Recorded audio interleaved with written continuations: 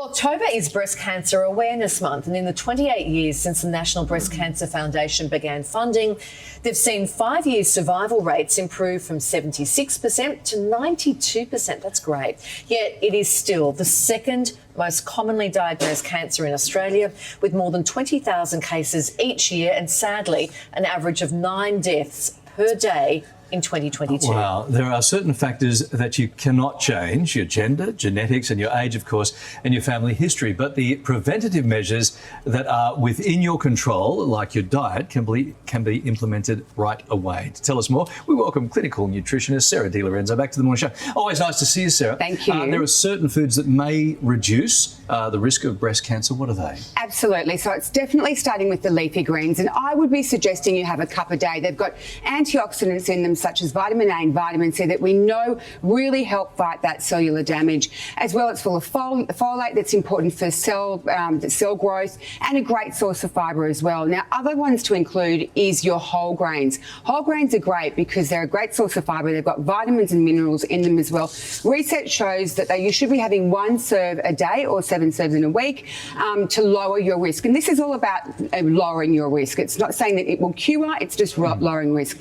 Bringing down inflammation is really important. So you see that in things like the fatty fish there, the salmon, walnuts are fabulous, olive oil. I would be trying to get a tablespoon of olive oil every day into the diet. Berries are wonderful. They're such a potent antioxidant. My favourite. I personally have a cup a day. I would be suggesting, the research shows even just 2 serves a week can help reduce your risk, as well as strawberries too. Citrus is great, anti-inflammatory, the vitamin C, but also taking care of our gut health is really important. As you can see with the pickles here and the yogurt, the kombucha, and that does is it actually supports our gut, where 70% of our immune system is located. So we really want to support our immunity. And garlic. Garlic's been around for thousands of years, just really known for its medicinal properties. So bringing garlic into your diet and just finding a place for these kind of foods in your diet would really help lower risk. And the thing is, none of this is hard.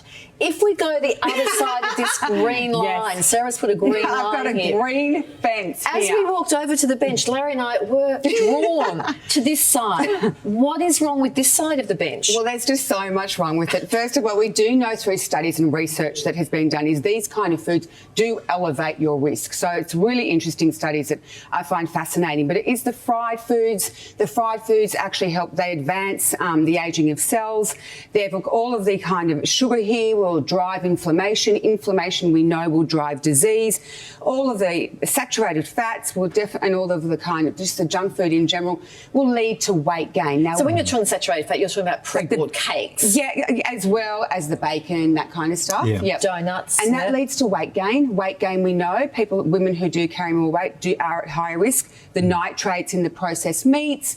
Alcohol's a big one. A lot of research has actually shown that excessive alcohol consumption does lead to an increased risk of breast cancer. All very interesting. If we stay over this side of your green fence, that's really important, but physical activity too, Sarah. Yeah, lots of research has actually shown that women who are more active have a lower incidence and lower incidence of recurrence after diagnosis, and that's because exercise does actually reduce inflammation. Other things as well: give up smoking, get to a healthy weight, make sure you manage stress, and are really key factors as well as that holistic approach just to really, it's all about what we can do to lower our risk. That's right. And as we point out, you don't have control over everything, but this is stuff that you do have control over, because 9 people a day dying from the disease. Funding, crucial, Sarah. Absolutely, absolutely, yeah. And the National Breast Cancer Foundation have got some amazing stuff going on, and they've got a great campaign now, and it's all about actually breast fast and